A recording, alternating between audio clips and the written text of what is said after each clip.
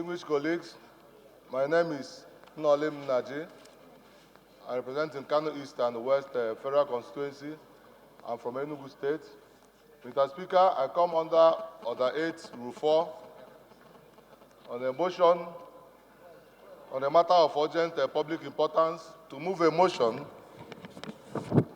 on the urgent need to declare state of emergency in the power sector.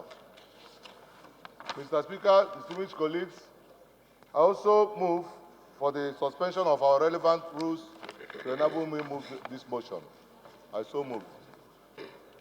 The National Electricity Power Authority was created to generate and distribute electricity in the country. Also note that as at the year 2000, the generating capacity of NEPA from 4 thermal and 2 hydro plants was 6,200 megawatts, which resulted in very unstable power situation, thus exposing consumers to regular power cuts and long period of outages. Further note that in 2001, the federal government commenced the reform of the electricity sector with a policy to create an efficient electricity market in preparation for the transfer of ownership and management of the infrastructure and assets of the electricity industry to the private sector. Equally note that NEPA's failure to live up to its mandate necessitated the 2005 Electricity Power Sector Reform Act that gave birth to the Nigeria Electricity Regulatory Commission with powers to regulate the sector. Thus, NEPA was renamed Power Holding Company of Nigeria.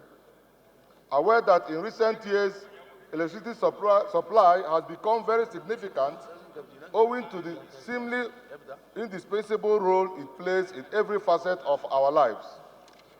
Absence of electricity for long periods causes discomfort and hampers productivity.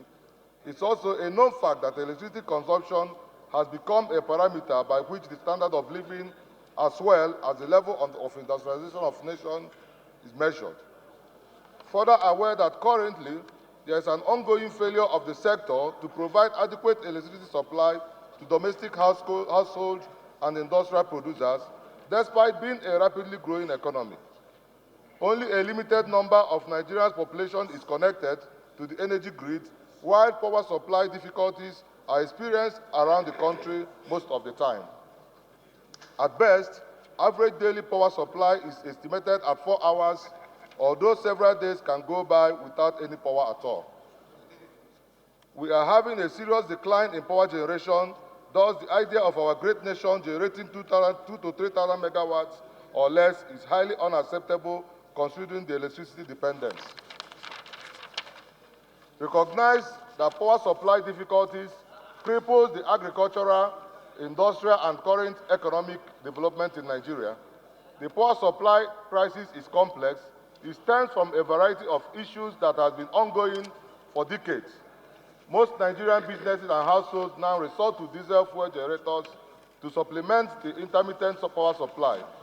Even some of our manufacturing industries have collapsed, while some others are now operationally located outside the country, especially in Ghana, due to power degeneration.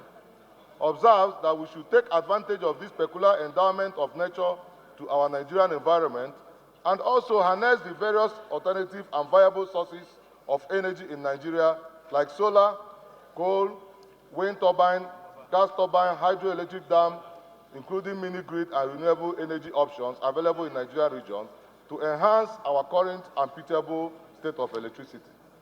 Further observe that fixing the energy crisis in Nigeria is of paramount importance as it will help to reduce crime rates, create employment, reduce health hazards, reduce rural-urban migration, reduce high production costs in our industries, reduce post-harvest losses in agriculture via storage facilities, boost small and medium-scale entrepreneurs, eradicate poverty, attract foreign investors, and generally revitalize the economy and developmental agenda of our dear nation.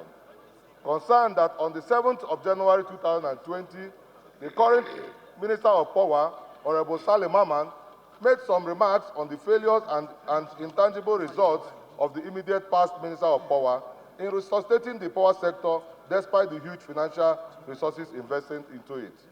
Further concerned that if there is no urgent declaration of state of emergency in the power sector, the collateral damage that will cause us in the nearest future will be unprecedented. We need to establish a strong and reliable power supply system and possibly seek the support and collaboration of international organizations, expert investors, and other well-meaning Nigerian organizations to tackle this epileptic power supply. Resolved to 1, urge the President of the Federal Republic of Nigeria to declare a state of emergency in the power sector. 2, mandate the House Committee on Power to urgently call a public hearing on the current state of electricity generation. Honorable Nwokolo, you are welcome.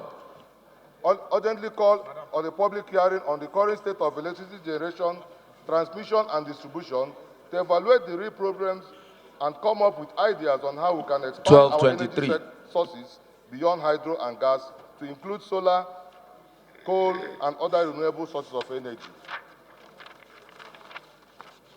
Direct the House Committee on Power to exercise their oversight powers by visiting NEC and other relevant agencies under Ministry of Power with a view to ensuring absolute compliance with all the provisions of the existing Acts.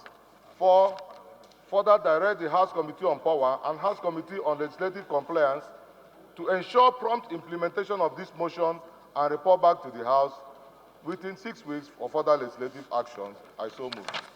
Most times we discuss about security situations in Nigeria, and part of the way to solve the security situation in Nigeria is to provide power, to increase our power generation, so that most of our youths will be gainfully employed.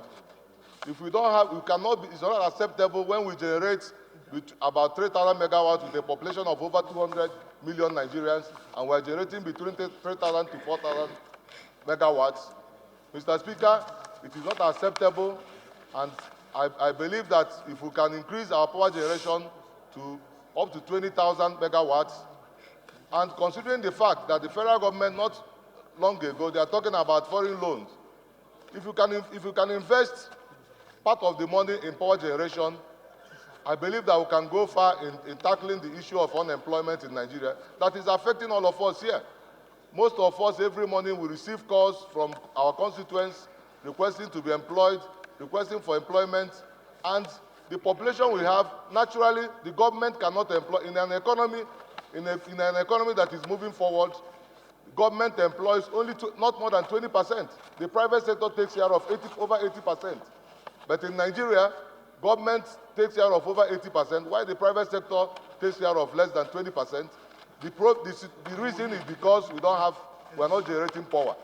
Imagine a small country like Ghana is taking advantage of Nigeria. Most of the major countries are leaving this country to move to Ghana because we're not generating enough power.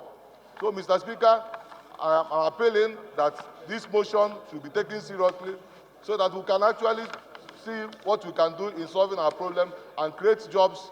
Because when we are talking about small and medium-scale enterprises, it's only power generation that can solve it. Urban-rural migration is only power generation that can reduce it. We are having post-harvest losses because we cannot even, because it's only power generation that can solve it. So, Mr. Speaker, I pray that you people will support this motion so that we can get to the end of this our problem. Thank you.